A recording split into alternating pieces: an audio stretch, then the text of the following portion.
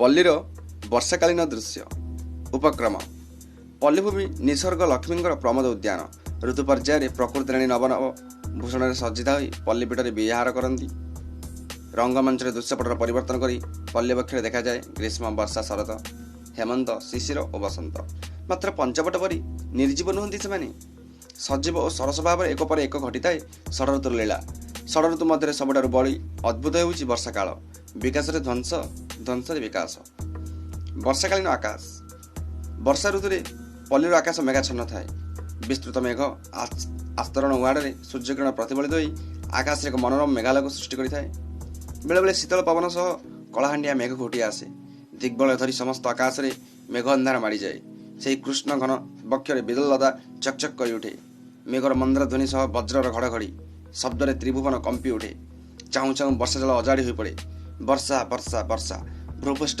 वर्षा जलर सहस्रधारा कलकल नादरे प्रसरी जाए वर्षा छाड़ी जाए मेघर पर्दा टेकी सूर्यदेव उंकी मारती वर्षा विधौत सूर्यकिरण बड़ नरम बोध हुए जलकणापूर्ण धूसर आकाश में सूर्यालोक प्रतिफलित हो इंद्रधनु पड़े इंद्रधनुर सातटी रंग बाईगणी घननील नील सबुज हलदिया लाल और नारंगी पल्ली शिशुर भाषा बाघ निश हलाना अस्तरविंगर लोहित आभा पश्चिम गगन में उगुटी उठे पश्चिम आकाश जलधरा आज अस्त सूर्य विदाय उत्सव में नाना वर्ण जरीर रंगीन पोशाक पिंधि धूसर वर्ण आसन उपर उपवेशन करती रात्र अंधकार मेघ अंधार सह मिसी पल्लीर नैश गगन को घन कृष्ण कालीमार आच्छन्न करिथाए जह्न अनुपस्थित बेले बेले जेताए तीनटा तारा अस्पष्ट भाव देखा दे तत्क्षणात लिभि जाती वर्षण रजनी सारा रात्रिर वर्षार झमझम शब्द सह झिंकारीर झी झी स्वर एवं वर्षाभूर दैवत रागिणी मिसी अपूर्व संगीत सृष्टि करे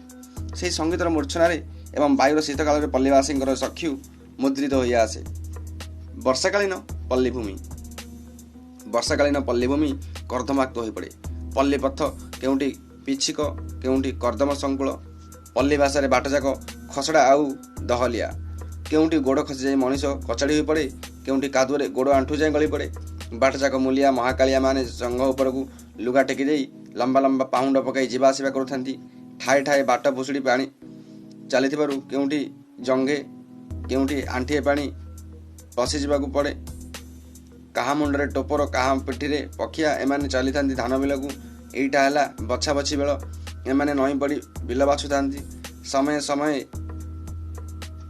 वर्षा टप टप होई पकईबाक आरंभ करे सेतिप्रति एमानकर निघा न थाए ए ऋतुरे बाटोईଙ୍କ संख्या कम काँ भाँ दुई जन बाटोई छता धरी बहु कष्ट बाट जाक अटिकी दूर गाँ को गमन करुथांती बोधहुए कौन जरूरी काम पिलामाने विद्यालय को जाती एवं सेठारु घर को फेरती एईटा हैला सेमानकर भारी मजार बेल बाट जाक वर्षा सुरे कागज डंगा भसाती कादुओ फोपाड़ी फोपड़ी होई मरामरी हुंती शेष में अवधान पाखक कथा जाए केतोटी पिला बापा को तेढ़ी दे चाहाली को जाती ना गछ कोरडर नईकूल गातरू बणी छुआ धरती किए झेंटिका मारी पोषा बणी को खुआबार लगी था घरे स्त्री लोक मैंने जाल सजाड़ी रखिबार व्यस्त कौन लोक चाल उपर चढ़ी खुंचा मारुवा देखा जाए वर्षा पवन रे ओलरी होई कुटा सब तले पड़ी थाए बुला गाई और षंड मैंने सेठी पहुंची तार सद्व्यवहार करती लोक मैंने पहुंचले अल्प दूर को पलि जाती छिड़ा होई किसी न जानिला परी मुह टेकी पाटे नहीं कुटा को चोबाऊ था निरापाद हेले कुटा पाखक फेरी आसती चारिआडे गुलमरा आज कवि लिखिं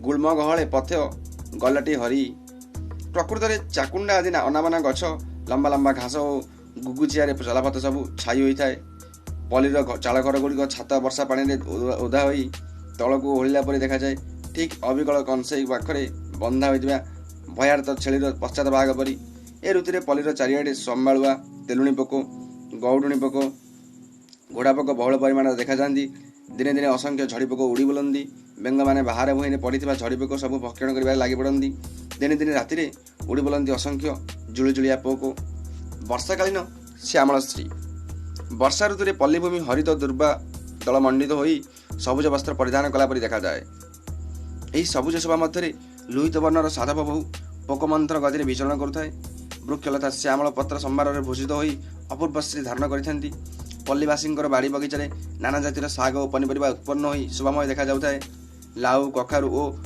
पौड़ पंक बा पौडंग सबू चाल उपर को मारी थाए जह्नी भेंडी कखारु काकुड़ी कांकड़ ଆଦି ପ୍ରଚୁର ପରିମାଣରେ ଫଳେ।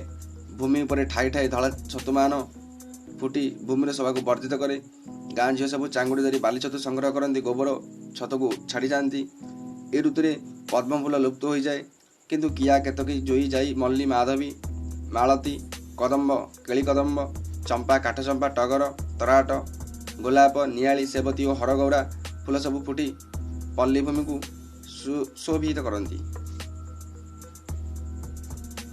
ଗାଁ ଝିଅମାନେ ହରଗୌରା ଫୁଲରେ ନଖକୁ ପଚାଇ ଲୋହିତ କରିଦିଅନ୍ତି। ଜହ୍ନି ଫୁଲ ଓ ମନ୍ଦାର ଫୁଲରେ ଗାଁ ଭୂଇଁ ସୁନ୍ଦର ଦେଖାଯାଏ। ବର୍ଷାକାଳୀନ ଅନ୍ୟାନ୍ୟ ଦୃଶ୍ୟ। ଏହି ଋତୁରେ ନଈରେ ପାଣି ପଡ଼ି ନଈ ଏକୁଳ ସେକୁଳ ଖାଉଥାଏ। ନାଉରୀମାନେ ଘାଟ ଡଙ୍ଗାରେ ପଝାରିମାନଙ୍କୁ ପାରି କରିବାରେ ଲାଗିଥାନ୍ତି। ଯେ ଗଙ୍ଗାମାତା କହି ନାହା ଛାଡ଼ନ୍ତି। ଦିନେ ଦିନେ ହାଟ ପର୍ଯ୍ୟନ୍ତ ମରଦ ମାଇପେ ବହୁ ସଂଖ୍ୟାରେ ଏକାବେଳକେ ଡଙ୍ଗା ଉପରେ ହାଟ ସଉଦା ବାହୁଙ୍ଗୀ ସହିତ ବସି ପଡ଼ନ୍ତି। ନାଉରୀର ମନା ମାନନ୍ତି ନାହିଁ। ମଝି ନଈରେ ଡଙ୍ଗାରେ ପାଣି ପଶିଯାଏ। ହରିବୋଲ ହୁଳହୁଳି ଧ୍ୱନିରେ ପଝାରିମାନଙ୍କ ଆକାଶ ଫଟେଇ ଦିଅନ୍ତି। ମାତ୍ର ଅଧିକ ଲୋକ ହେତୁ ଡଙ୍ଗା ତାର ଭାରସାମ୍ୟ ରକ୍ଷା ନ କରିପାରି ବୁଡ଼ିଯାଏ। ପହଁରି ଜାଣିଥିବା କେତୋଟି ମରଦଙ୍କୁ ଛାଡ଼ିଦେଲେ ବାକି ସମସ୍ତେ ବୁଡ଼ି ମରନ୍ତି। ଏହି ଋତୁରେ ବନ୍ୟା ଏକ ବଡ଼ ବିପଦ। ବନ୍ଧକୂଳ ଲୋକମାନେ ବନ୍ଧ ପାଖକୁ ଆସି ଘାଟିରେ ବା ଘାଇରେ ମାଟି ପକାଉଥିବାରୁ ଦେଖାଯାଏ। ନଈ ବଢ଼ିର ଗୋଳିଆ ଜଳରେ ମନ୍ଦାକୁ ମନ୍ଦା ଫେଣ ଭାସି ଆସୁଥାଏ। ଉପୁଡ଼ି ପଡ଼ିଥିବା ଗଛ ଓ ମୂର୍ଦ୍ଦର ସବୁ ଭାସି ଯାଉଥାନ୍ତି। ଚାରିଆଡ଼େ ଜଳାର୍ଣ୍ଣବ ଦେଖାଯାଏ। ନଈ ବଢ଼ିର ଗର୍ଜନରେ ତୀରବାସୀଙ୍କ ପ୍ରାଣ ଦୁଲୁକି ଉଠେ। ଏ ଋତୁରେ ଲୋକମାନେ ବାଉଁଶ ଓ କାଠ ସବୁ ଭେଳା ବାନ୍ଧି ନଈରେ ଭାସାଇ ଆଣନ୍ତି। ନଈ ନାଳରେ ନୌବାଣିଜ୍ୟ ବାଉଁଶ ଓ କାଠ ସବୁ ବ୍ୟବହାର କରି ବେପାର ବାଡ଼ି ମଧ୍ୟ କରନ୍ତି। ତରଇମାନେ ମୁଣ୍ଡରେ ଠେକା ଭିଡ଼ି ଖୁବ୍ ଜୋରରେ କାତ ମାରୁଥିବାର ଦେଖାଯାଏ। କେହି କେହି ଆହୁଲା ମାରି ଡଙ୍ଗା ଚଳାଉଥାନ୍ତି। କେହି କେହି ଡଙ୍ଗାରୁ ପାଣି ବୋହି ନଦୀକୁ ପକାଉଥାନ୍ତି। ପୋଖରୀଠାରୁ କିମ୍ବା ଅରମା ଗୁଳ୍ମରାଜି ମଧ୍ୟରୁ ସର୍ପଗ୍ରାସରେ ପଡ଼ିଥିବାର ବେଙ୍ଗର କର୍ଣ୍ଣଧ୍ୱନି ଭାସି ଆସୁଥାଏ। ବଂଶକୁଞ୍ଜ ମଧ୍ୟରୁ ମଧ୍ୟେ ଚିତ୍କାର ଛାଡ଼େ ବଂଶମରା ଡାହୁକ। ବର୍ଷାକାଳୀନ ପଲ୍ଲୀରେ ପର୍ବପର୍ବାଣୀର ଦୃଶ୍ୟ। ଏ ଋତୁରେ ପଲ୍ଲୀବାସୀଗଣ ନାନା ଉତ୍ସବ ସେମାନଙ୍କ ଶକ୍ତିକୁ ଚାହିଁ ସମାରୋହର ସହିତ ପାଳନ କରନ୍ତି। ସେଗୁଡ଼ିକ ମଧ୍ୟରେ ଶ୍ରୀଗୁଣ୍ଡିଚା ଯାତ୍ରା, ବାହୁଡ଼ା ଯାତ୍ରା ଅଳ୍ପ କେତୋଟି ପଲ୍ଲୀ କେନ୍ଦ୍ରରେ ଅନୁଷ୍ଠିତ ହୁଏ। ଝୁଲଣ ଉତ୍ସବରେ ପଲ୍ଲୀ ଠାକୁର ସୁସଜ୍ଜିତ ହୋଇ ଦୋଳିରେ ଝୁଲନ୍ତି। ରାକ୍ଷୀ ପୂର୍ଣ୍ଣିମାରେ ପୁରୋହିତମାନେ ମନ୍ତ୍ର ବୋଲି ଗ୍ରାମବାସୀଙ୍କୁ ପଇତା ଦିଅନ୍ତି ଏବଂ ହାତରେ ରାକ୍ଷୀ ବାନ୍ଧି ଦିଅନ୍ତି। ଗମ୍ମା ପୂର୍ଣ୍ଣିମା ଦିନ ଗାଈ ଗୋରୁମାନଙ୍କୁ ପୂଜା କରାଯାଏ। ଲୋକ ସେଦିନ ଗୋରୁଙ୍କୁ ଫୁଲ ହଳଦୀରେ ସଜାଇ ଦିଅନ୍ତି ଓ ଗୋରୁଙ୍କୁ ପିଠା ଖାଇବାକୁ ଦିଅନ୍ତି। ପରିଶେଷରେ ଉପସଂହାର। ପଲ୍ଲୀର ବର୍ଷାକାଳୀନ ଦୃଶ୍ୟ ବାସ୍ତବରେ ସବୁଜ ଓ ସୁନ୍ଦର। ଉଦ୍ଭିଦ ଜଗତ, ଜନ୍ତୁ ଜଗତ ଓ ମନୁଷ୍ୟ ଜଗତ ସମସ୍ତଙ୍କ ମନରେ ଆନନ୍ଦ, ସମସ୍ତଙ୍କ ମୁହଁରେ ହସ। ପଲ୍ଲୀବାସୀ ଆଗାମୀ ଫସଲର କଳ୍ପନା କରି ସୁଖ ସ୍ୱପ୍ନରେ ଶିହରି ଉଠନ୍ତି। ଧନ୍ୟବାଦ।